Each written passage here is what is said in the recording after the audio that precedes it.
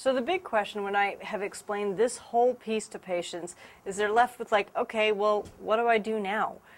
And I really want to emphasize that almost all of this is reversible, depending kind of where you are on this scale, but most of this is reversible. So it's not a matter of waiting to hear a doctor give you a diagnosis. Like, I would start addressing this now. So like these are the things that we tell our patients. Is the very first thing is you want to stop having insulin surges. And the American Diabetic Association, I don't actually fully agree with what they're recommending. They usually recommend about 120 grams of carbohydrates a day.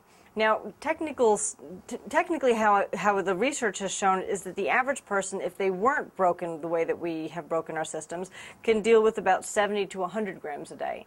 Now, what I have people look at is whether or not they have carb or sugar cravings. If you have carb or sugar cravings at all, you're eating too many carbohydrates. Now, for some people, they will do fine at 70 grams. Some people will do fine at 100 grams. Most people who I see who are coming in, they have much more pronounced blood sugar problems, and they do better with 60 grams. Some people, they do better with 45 grams. It's like it's going to vary for people depending on how long you've been in whatever state you're in. Okay, so what you want to do is you want to start measuring the amount of grams of carbohydrates you have a day. Most people come into my office are eating somewhere between 500 and 800 grams of carbohydrates a day. I had a man come in and he was vegetarian. Vegetarians tend to eat a lot of carbohydrates. And he had grown up in a Hispanic household, and he said, literally, I have thousands of grams a day, plates of rice, plates of beans, plates of pasta, all those things have carbohydrates in them, huge amounts. And he was coming in because he had metabolic syndrome, and we got his hormones straightened out, and then he was doing great. But you want to, where your cutoff is going to be wherever you stop having carbohydrate grams. Your cutoff is going to be wherever you're going to stop having carbohydrate cravings. So that's the first thing. You want to measure the amount of grams of carbohydrates that you're having, and you want to cut them down until you stop having cravings at all. The second thing is you want to eat before you're hungry. Now, remember when I was talking about your adrenals and how they have to manage your blood sugar each time it comes down, and they jump in and they get your blood sugar back up? Okay, well, so one thing that you can kind of help your adrenals to get better is to eat every 2 to 3 hours. You want to eat before you're hungry, because if you wait until you're hungry, then your adrenals have had to jump in and try to do their job. So what you want to do is eat basically every 2 to 3 hours. So this means that you want to make sure that you carry snacks with you. We have a whole program here in my office that's designed to support people in this. So if you have questions, let me know. But everything, we have a whole recipe guide in there, all different types of snacks, but you carry something with you. Carry nuts, carry, peanut butter comes in little packets now, carry, an apple doesn't have that many grams of carbs. Like, do something like that. Carry something with you. Don't allow yourself to get hungry. When you're looking at the websites and you're counting up your grams of carbs, sometimes we've been really trained to be worried about calories and to be worried about fat content, and I want to invite you to not be concerned about those. That has not gotten you far at all. Like, it's not a calories in, calories out anymore. Like, people count calories and it makes zero difference. If you have insulin resistance, it makes no difference. So I want to invite you just to deal with grams of carbohydrates. If you just deal with that, I can almost guarantee you're going to have success with this. So the first thing is to cut down your grams of carbohydrates until you stop having carb cravings. The second thing is you want to make sure that you're eating every 2 to 3 hours, so eating before you get hungry. And the third thing is it is helpful to have some exercise. And the reason exercise is helpful is it helps a bunch of different things.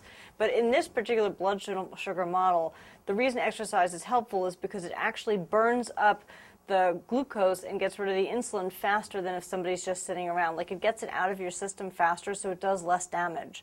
So exercise doesn't have to be that you're, working out heavily for an hour a day, 5 times a week. It could be that you go walking 4 times a week for 30 minutes. Like, something. You want your body moving. I mean, your body is designed to move, and despite the fact that we sit behind computers all day, like, our bodies don't like that. So exercise will definitely make a difference here. Now, athletes do tend to be another group that have an enormous amount of carbohydrate intake, and they also have, a corresponding enormous amount of carbohydrate problems. That's a whole group that I specialize in working with because, I've been an athlete too. I've ridden my bike for almost 30 years, and people have always said, oh, you want a carbo load, and then we're eating like energy bars and things with sugar in them and, huge amounts of carbohydrates. And the only reason that most athletes are not dealing with insulin resistance or diabetes is simply because they exercise.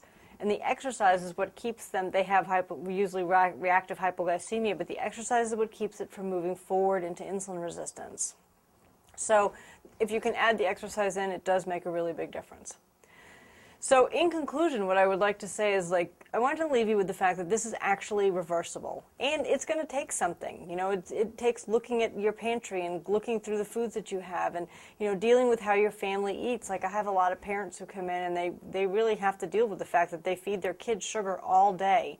You know, I had a parent who once said to me, like, well, all kids are carboholics.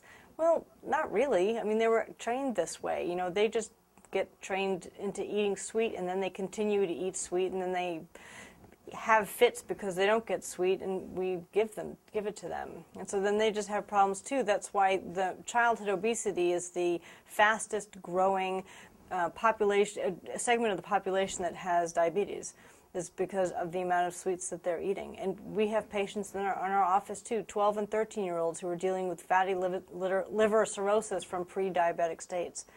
So, you know, you'll have to deal with a few things, but I can guarantee you a few things also, is that you will have better energy, you will lose weight, you will sleep better, you will look better, you will feel, I mean, you know, when I talk to people, I'm dealing with their health problems now, but I also want to invite you, like, how is it going to be 20 years from now? Like, how do you want your health to be? Like, this is one of the main things for you to deal with. Once you deal with this, your health is going to start to get a lot clearer, and you will actually have a chance at, you know, not getting any of those big diagnoses later. So if you have any questions about this, my office deals with people all the time, long distance as well as locally. I'm more than happy to answer your questions, and I wish you a lot of good luck, because this is really an epidemic and I'm really determined to interrupt it. So thanks for listening.